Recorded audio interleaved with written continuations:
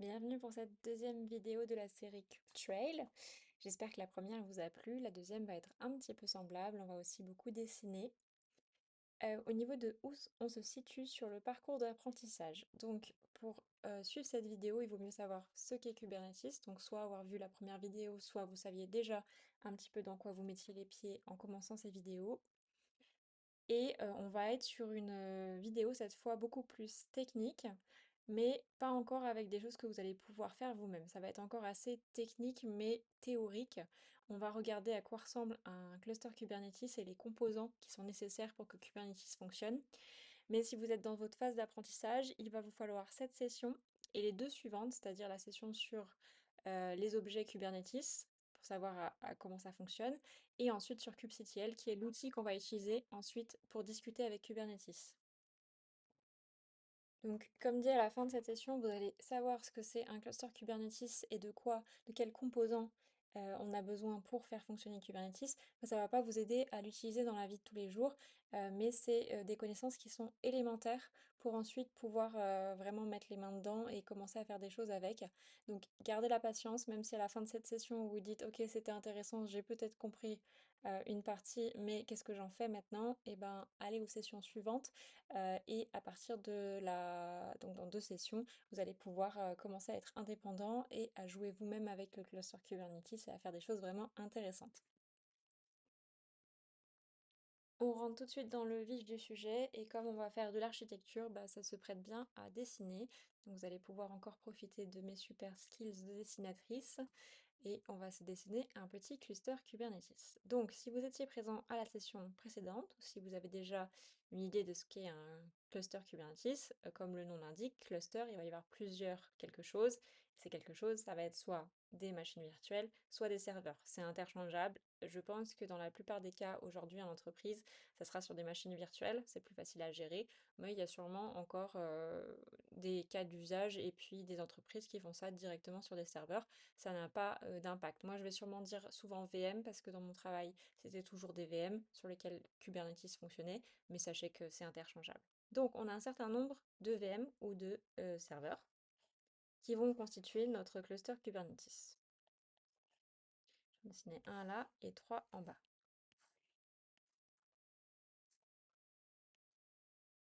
Tout ça, c'est donc mon cluster. Là, on va apprendre beaucoup de vocabulaire très très important pour le monde de Kubernetes. Donc, l'ensemble, c'est mon cluster. Ensuite, chacun de mes VM, quelle qu'elle soit, en haut, en bas, s'appelle un node, un nœud. Voilà, c'est un nœud du cluster, c'est une machine virtuelle. Et ensuite, on va avoir deux types de nodes. On va avoir ici en haut, je vais vous expliquer s'il en faut qu'un ou plusieurs juste après. On va l'appeler control plane node. Donc c'est le nœud control plane, donc c'est celui qui fait tourner tous les composants de la réflexion de Kubernetes, donc dont Kubernetes a besoin pour pouvoir faire la gestion de tous nos conteneurs. Et ensuite les worker nodes, donc ceux du bas là, les trois, on va les appeler worker nodes, donc les travailleurs. Et donc les worker nodes, ce sont les VM ou les serveurs sur lesquels nos applications qu'on veut faire tourner en conteneur vont fonctionner. Donc c'est-à-dire si moi le but de cette histoire, bah, c'est comme dans ma vidéo précédente pour Bob de faire tourner les microservices de l'application RH, mes microservices vont tourner sur les worker nodes. La partie control plane va être vraiment utilisée que pour les composants de gestion de Kubernetes ou de configuration de Kubernetes. Au niveau du nombre, le control plane, comme dit, il va pas faire tourner nos applications. Donc même si on va utiliser, si on va faire tourner énormément d'applications sur notre cluster, on n'a pas forcément besoin d'avoir beaucoup ou de gros control plane.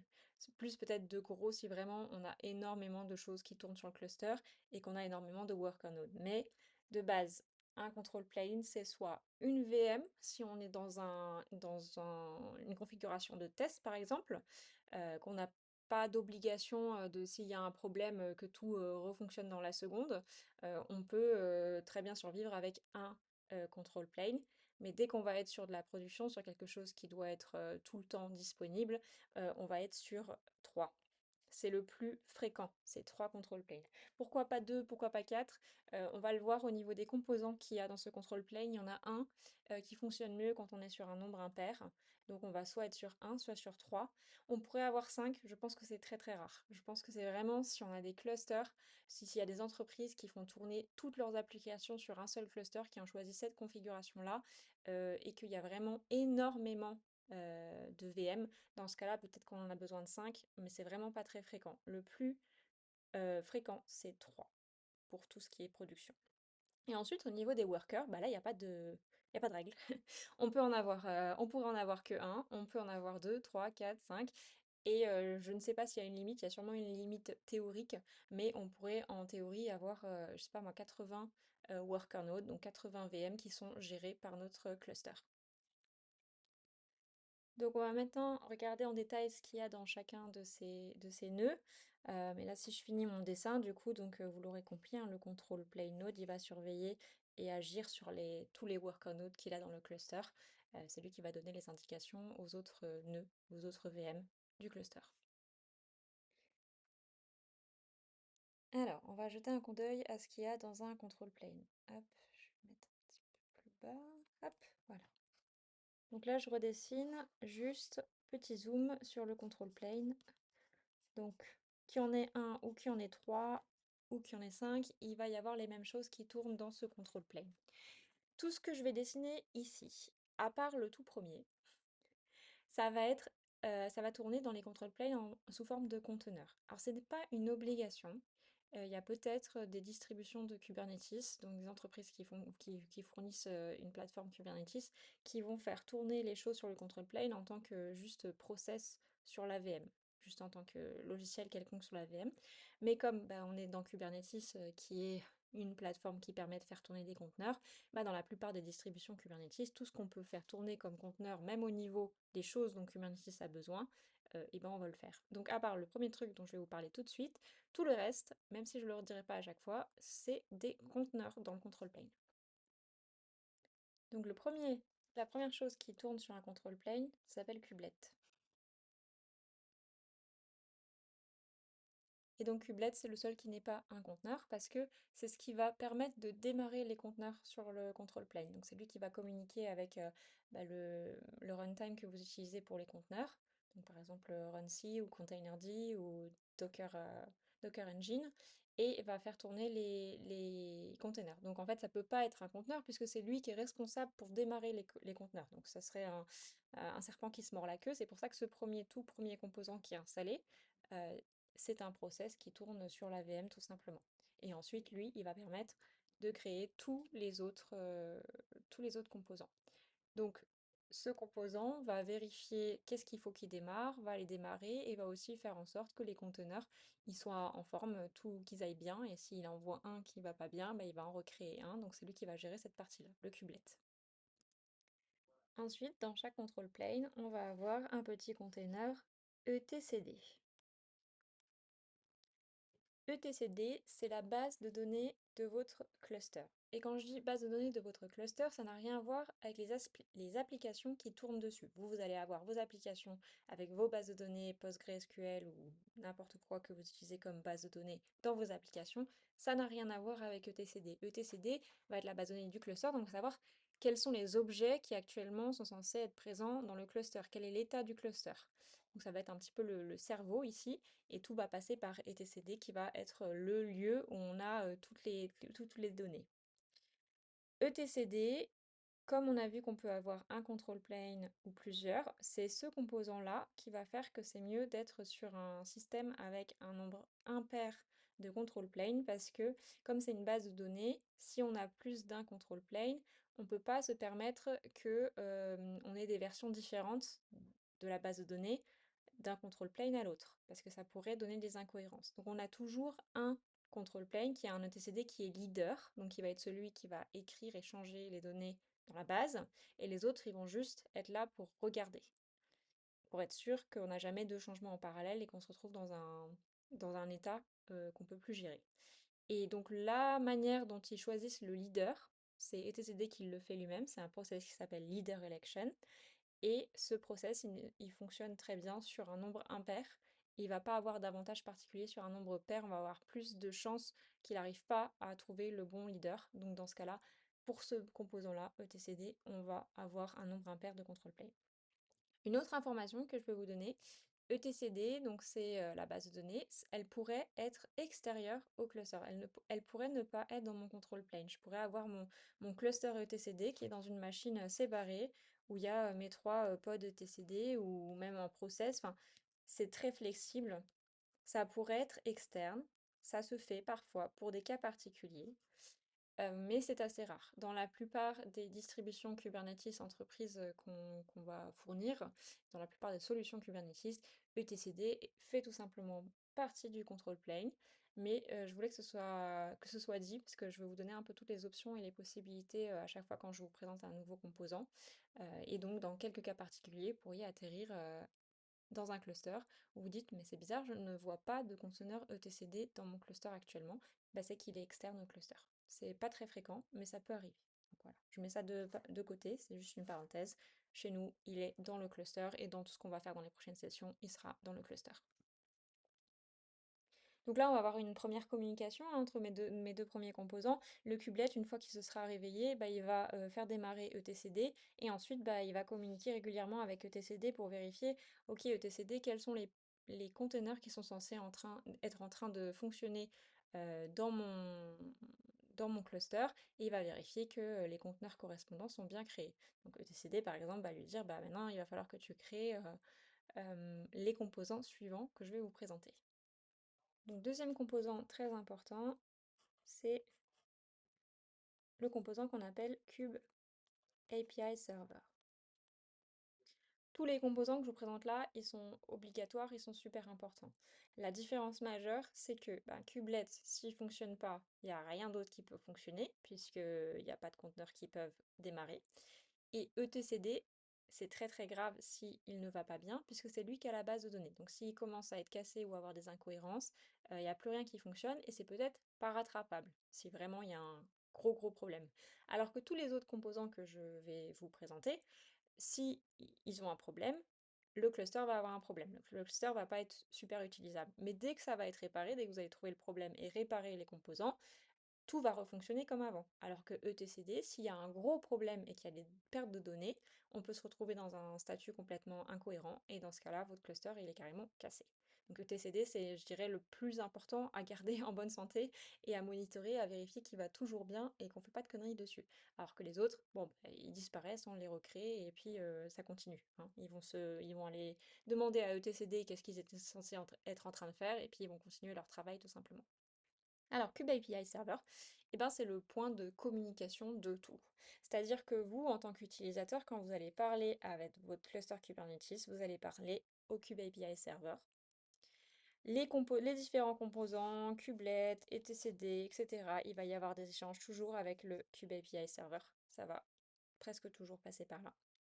Donc c'est vraiment l'entité qui récupère les requêtes, que ce soit en interne ou en externe, et qui va ensuite faire des changements, par exemple dans etcd, dire voilà, l'utilisateur il a dit qu'il voulait créer 10 conteneurs de telle sorte, et ben il va informer etcd qui va le mettre dans sa base de données, et donc Kubelet va voir que etcd a des nouveaux conteneurs à démarrer et va les démarrer.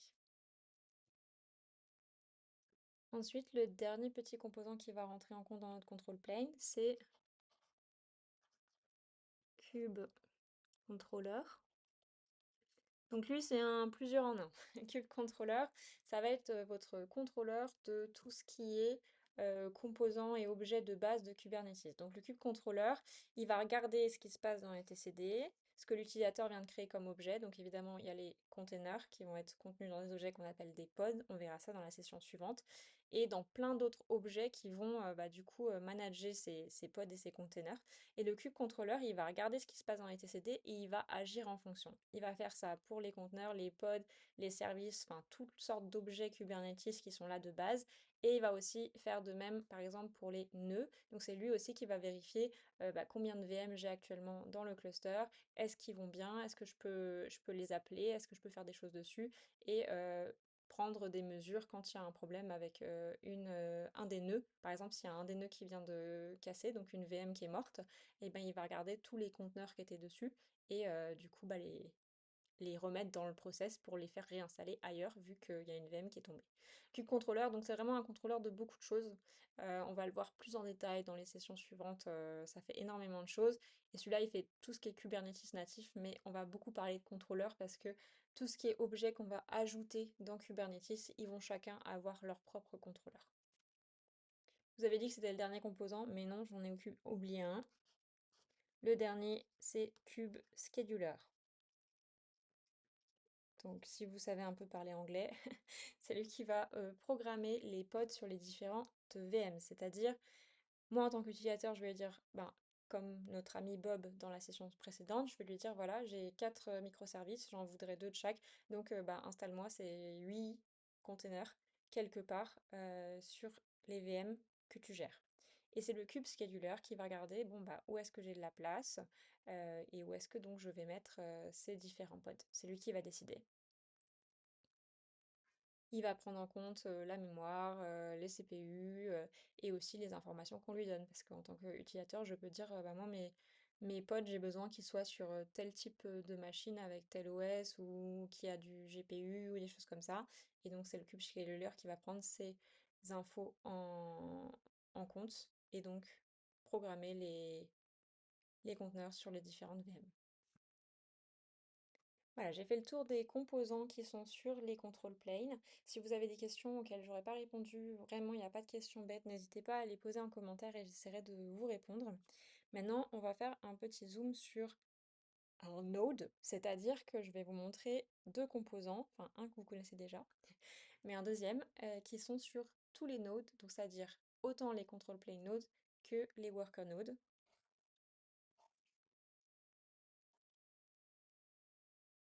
Donc chaque node a toujours un kubelet. Donc celui-là, vous l'avez déjà vu, on l'a vu sur le control plane, mais il est aussi présent dans tous les worker nodes parce que bah, les worker nodes, ils vont avoir des conteneurs qui tournent sur leur VM, et du coup, pour pouvoir démarrer ces conteneurs, il faut qu'il y ait un kubelet.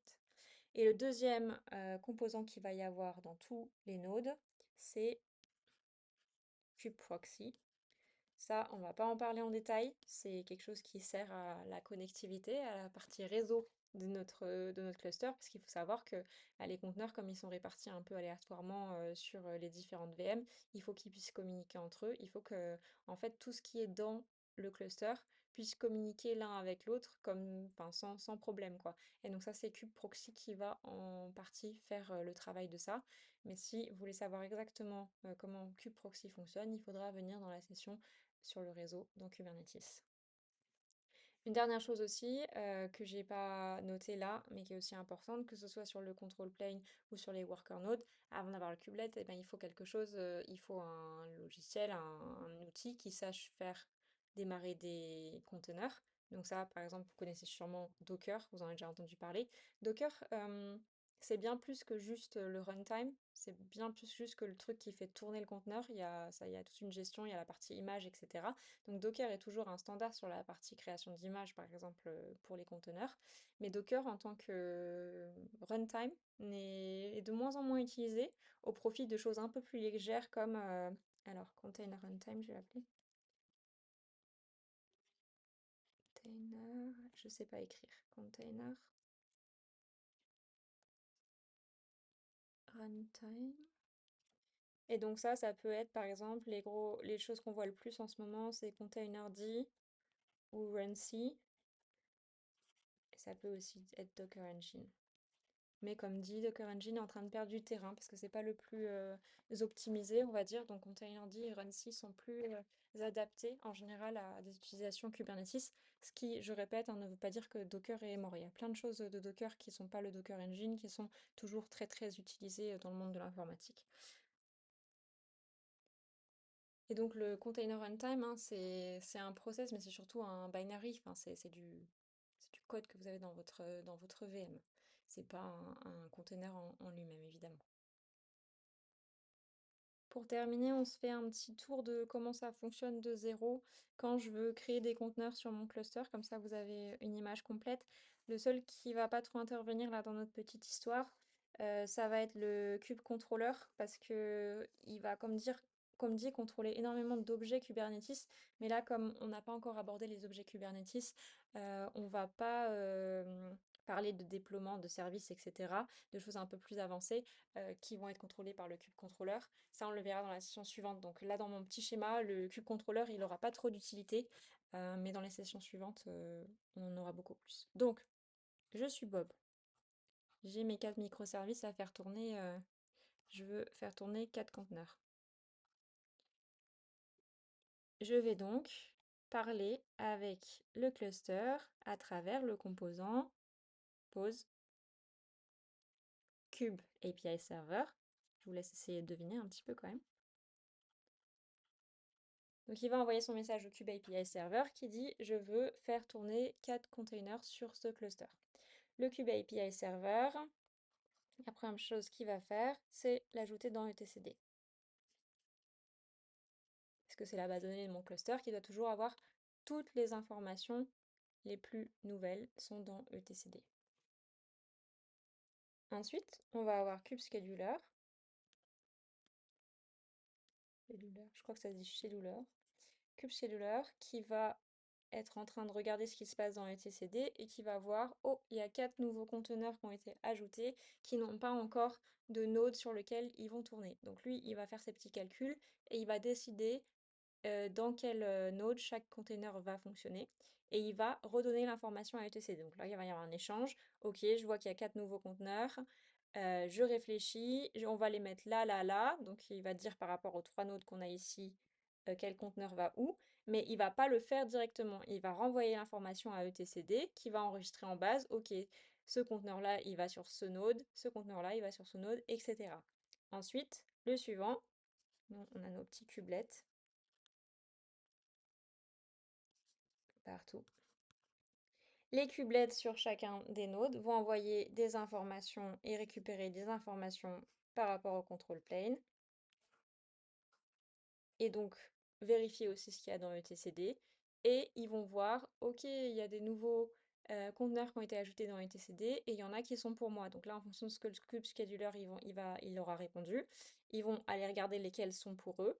Et une fois qu'ils verront lesquels sont pour eux, si CubeScheduler a dit bah, j'en veux 2 sur le premier, bah, le premier il va avoir ça, le kubelet il va démarrer les 2 conteneurs.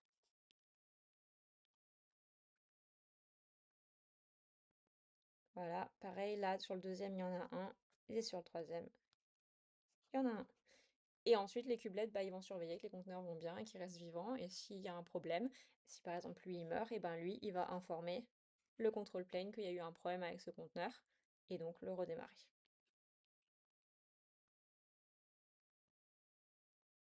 Voilà. J'espère que c'était à peu près clair. N'hésitez pas à me poser des questions en commentaire si vous en avez.